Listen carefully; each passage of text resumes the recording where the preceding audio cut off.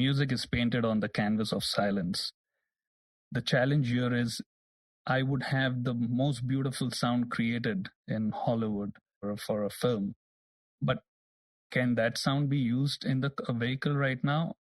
Answer is yes and no. Yes, you can use that sound. No, if it doesn't meet the regulation. So we want to make sure that it's a sound which is pleasant, yet the sound is alerting. So that's a very delicate balance of meeting the legal requirements versus making the customer happy. And that's where the whole challenge of sound design starts. Welcome to the Sound and Marketing Podcast. Today we conclude our interview with Jay Kapadia, lead sound design engineer at General Motors.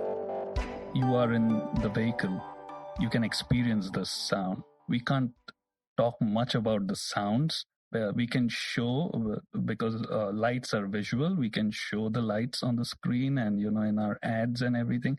But sound is difficult because it needs for the customer to experience that, and we leave some of the surprises as well, right? I won't be disclosing all the surprises when you'll be fitting in our new portfolio of vehicles.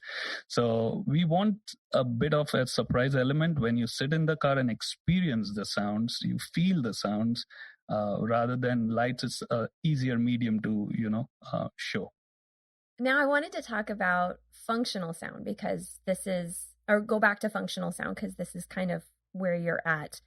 One thing that you had mentioned when we'd spoken earlier is about pedestrian-friendly alerts. We've also talked about how there's a certain seatbelt sound and there's a sound for turn signals. And I know just from my own experience, there's a sound for opening and closing the door. How do you go about creating this? Is this from scratch? Do you have a blueprint that you work off of? And how do the speaker system play into this? So you are referring to the pedestrian-friendly alert function, which we call it in GM, and industry-wide it's called as AVAS, or the Acoustic Vehicle Alert Systems. I'll just give you a bit of history about this, and then I'll tell you more into detail of what we do about it. So electric vehicle warning sounds are sounds designed to alert pedestrians to the presence of all electric vehicles. So warning sound devices have been mandated by the government regulators because vehicles operating in all electric mode produces less noise than the traditional combustion engine vehicles, and can make it more difficult for the pedestrian and cyclists, or especially for the blind people or kids on the street, to be aware of their presence. So warning sounds may be driver triggered or automatic. It used to be that way. But now it's been mandated, so it is a part of all the electric vehicles going forward for all the manufacturers. So in a nutshell, the new regulation makes it mandatory to have acoustic systems with electric vehicles for pedestrian and especially for visually impaired persons to more easily hear electric cars approach. When you talk about how then do we develop a sound for this, does it start from scratch? Here's where I would like to bring in one of my favorite quote is like, music is painted on the canvas of silence. But the challenge what we are facing here is, along with this blank canvas, there is a restriction placed by the government that we have to match the regulations as well. So what does that mean is some of the 1/3 octave bands has to meet a specific SPL levels. The challenge here is I would have the most beautiful sound created in Hollywood for a film. But can that sound be used in the vehicle right now? Answer is yes and no. Yes, you can use that sound. No, if it doesn't meet the regulation. So we want to make sure that it's a sound which is pleasant, yet the sound is alerting. So that's a very delicate balance of meeting the legal requirements versus making the customer happy. And that's where the whole challenge of sound design starts. And we have been, at GM, we have been pretty proactive since the year of 2010 onwards to do a lot of research with blind folks and a lot of other EV owners as well. to make sure that what are these sounds which would alert the customers at a proper distance as well with speed. So the speed is from 0 to 30 kph, kilometers per hours, or approximately 20 to 22 miles an hour. The pitch of the sound changes with the speed of the vehicle. That's the catch here. So the sound which is created is a 3-second loopable sound, approximately a 3-second loopable sound. And how does that particular bass sound get altered when the vehicle is accelerating or decelerating? So can a classical sound be on it? It can be, but the moment the pitch changes, the sound becomes a noise. So that's a delicate balance of, using correct modulation and using proper psychoacoustics, and those kind of nitty-gritties goes into the play. Let's talk for just a minute about psychoacoustics, because that's another fascinating element right there. Why don't you tell me a little bit about Absolutely. So we at General Motors, again, take psychoacoustics and the physics of it on a very serious note. So psychoacoustics is nothing but an intentional acoustical signal which is produced to provide feedback. In the case, giving information to the driver about the functionality of the car. So psychoacoustics or perception of sound to signify an emotion by varying the timbre, pitch, intensity. So the overall sound would create a modulation. Modulation is nothing but sound properly varied systematically or over a specified time interval, which would signify motion, dimension, and depth. And research suggests that all psychoacoustic elements of sounds are represented in the human auditory system, starting from the cochlear nuclei, and the central auditory pathways, all the way up to the temporal lobe. I get to learn a lot about this because my wife is a physician, so I keep on bothering her with explaining to me the anatomy behind it. With market research, customers believe that the way the product sounds determines the quality of the product. So they do pay a lot of great attention to details when it comes to the quality of sound. The sound, therefore, adds to a very important factor for a customer to buy a vehicle.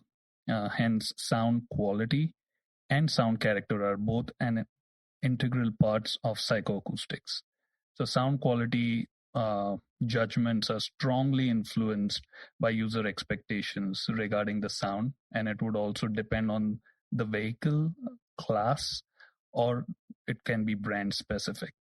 So is the vehicle sound conveying the right type of vehicle or the vehicle features? The parameters can be speed, power, size of the vehicle. So during design phase, the listening skills of the sound designers are of utmost importance to help manipulate the frequency spectrum of the overall sound using techniques like equalizing and mixing, and create a beautiful soundscape. Because believe it or not, in one particular sound, I was just listening to your sound for this podcast, which you have created, that there are so many layers to it. And what layers do you want the human brain to get one by one and unfold that? So that's the beauty of, a sound designer. Some of the things like loud sound versus luxury sound. So it is like comfortable and pleasant. I want to make a sound like seatbelt, which conveys to the driver that yes, please wear your seatbelt. But at the same time, we don't want to annoy the customer as well, that, oh my gosh, this is like never ending seatbelt sound. So crafting correct sounds and evoking emotions to deliver the right message to the customers without annoying them. It's like creating a perfect, sensory experience. I would just like to go a little bit in depth about how it comes into fruition for certain certain chimes like seat belt and turn signal. What all goes into the making of it? So sound design for the particular chime, which encompasses sound quality and sound character. Is it a fuller, richer sound? Example, in our Cadillac, use of some good frequency spectrum of sound, along with the vehicle's ability to play the high quality sound from high quality speakers. It includes pitch, timbre, intensity, and most importantly, the cadence of the sound. That plays a huge role in psychoacoustics as well. That, what is the cadence of that particular sound? For those of you that don't know cadence, the end, the resolve, it's the ending of a movement of something. Perfect. Yes, absolutely. And then the next step is calibration and tuning of that sound for that particular vehicle type, which also involves the loudness level.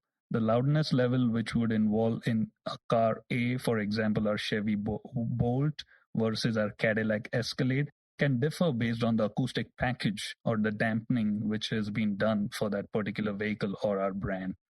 The third one, getting into your question about speakers, is the placement of the speakers. Audio zoning or zoning sounds, if you are taking a right turn versus a left turn, or the audio streaming part behavior of it, that when these sounds are placed at higher priorities versus the navigation prompts coming in or a radio going on. So most importantly, when there are critical chimes being played, does that take priority over the non-critical ones? So audio streaming. And last but not the least, volume curve. Based on the speed of the vehicle and road noise, does the chime have the ability to adjust its volume so that the sound doesn't get masked by external alien parameters? Examples of some other upcoming chimes are Super Cruise, Ultra Cruise, lane change warning, low tire pressure, park assist chimes. So a lot of different chimes to alert the customers and make it a pleasurable experience too. Well, that goes back to bird calls, and bird calls were alerts and notifications in their most natural form. So it would make sense that it would be the higher pitch that we could associate as an alert or a notification. Right. And the best or the ideal sound is the one which gets unnoticed. The moment you sit in the car, you just think of this sound as just being a part of that sonic DNA for the car. So it just is kind of a subconscious experience. You're designing sound, but sound is an assistance. And so if you get too crazy with it and you have too many sounds, like this classical sound that maybe somebody might like, it's going to sound like music. And so I would imagine the part of the brain that reacts is not the reactionary action moment. It's, oh, the pleasure, like, oh, this is nice. But what you really need is this sound is a task. This is a function. And so less is more, basically, because if you have too many sounds, you're going to distract the driver, and then you know how people drive nowadays. They don't need any more distractions than they already Absolutely. have. And, as being in the sound domain, we want to make sure that using the correct importance of silence as well, because the silence has to be properly balanced for that sonic soundscape balance as well. So where not required, we are not trying to embed any sounds, and where required, like a functional sound like AVAS, we are making sure that we are going above and beyond to just meet the regulatory requirements, but we are trying to create this winning sound, which would be an emotional and compelling reason for a customer to buy the vehicle. As you know how important sound is for any product purchase. So that's the challenge we have, and I think we are pretty happy with how things are going. Started with our Chevy Bolt and Volt. Back then there were no regulations in place. But still, we as GM were pretty proactive, and that research and running customer clinics and everything has helped us immensely for our upcoming development of our Hummer EV AVAS sound, or our Cadillac Lyric AVAS sounds. Do you feel that sound is still underrated in the auto experience or the auto industry in general? Because, as you were speaking about, people did have sounds, but there wasn't guidelines until recently, like standards that you had to go to. So it's fairly new that this is really getting explored, which is exciting for you, I'm sure, because you're kind of in the forefront of this. But how much further do you think they have to go? How interested is the industry in developing sound strategy? Sound has been taken pretty seriously at GM. Even when I came on board, I saw that, wow, so much of great work has been already done on sound. It took us 100 years as the company to remove noise from the cars. And now we are in this realm of adding some, I would call it sound, not noise. We are trying to create sounds to make it an experience for the senses. So sound definitely is not underrated at General Motors. We are taking it pretty seriously right now in order to make sure that we develop correct sound strategies to correct implementations, better hardware capabilities, and hence the need of these beautiful hardware sets of speakers and our great suppliers like Bose and Harman Kardon, AKG, doing phenomenal jobs at providing that. So that makes us create these beautiful sounds, because sonic soundscape is impossible without the set of beautiful hardware. So it's like a match. And if you would see back in the day as well, we have always had good speakers, and now it's just going to a different level altogether with an immersive sound experience.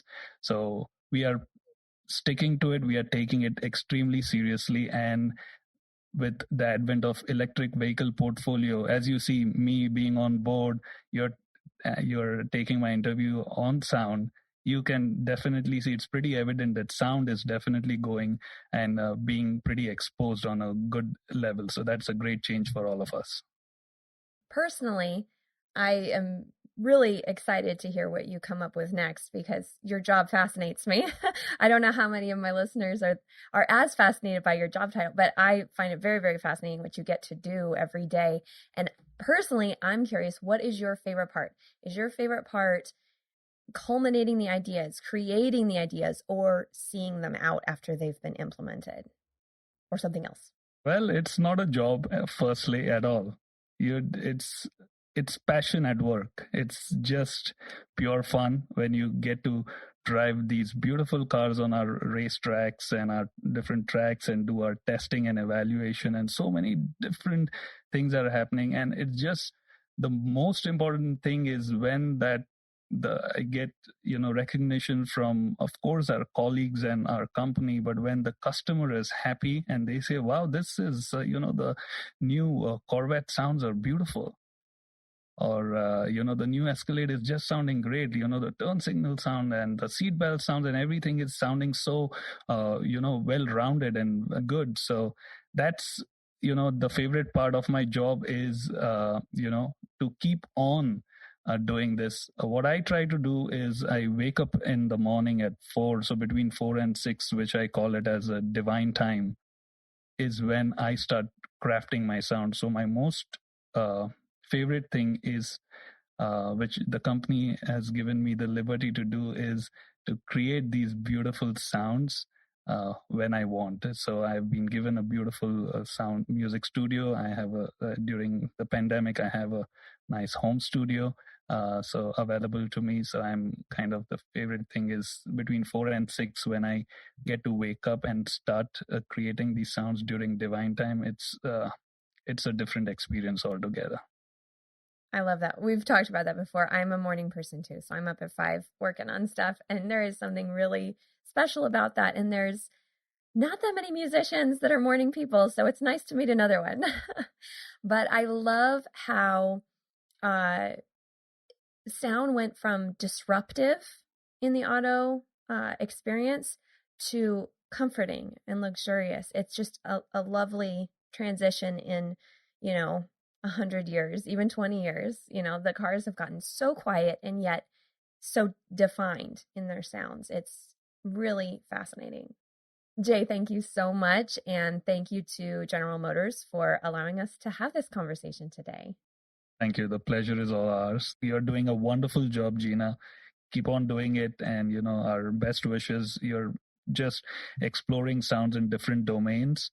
So I heard a few of your podcasts and they are so inspiring. It's great work. And, the sound is getting its final due credit as well. Thank you again to General Motors for making this interview possible. I am excited to hear what Jay and his team come up with next within this incredibly diverse realm of automotive functional sound. I'm very excited to announce that I will be launching a course on sound's power and influence in marketing in early 2021, where we'll be discussing what sound is and where it came from, the origins of advertising, advertising today and predictions for the future, sound's role in decision-making and buying power, and how our brains process sounds to create choice and reaction. To sign up for early details, go to soundandmarketing.com or follow me on all the socials. For inquiries on sonic branding development or consultations, you can find me at Dreamr Productions. That's DREAMR Productions.com, LinkedIn, and Facebook. You can also email me at Jeanna, JEANNA, at dreamrproductions.com. All links will be provided in the show notes. For more of the Sound and Marketing Podcast, don't forget to follow, subscribe, and share.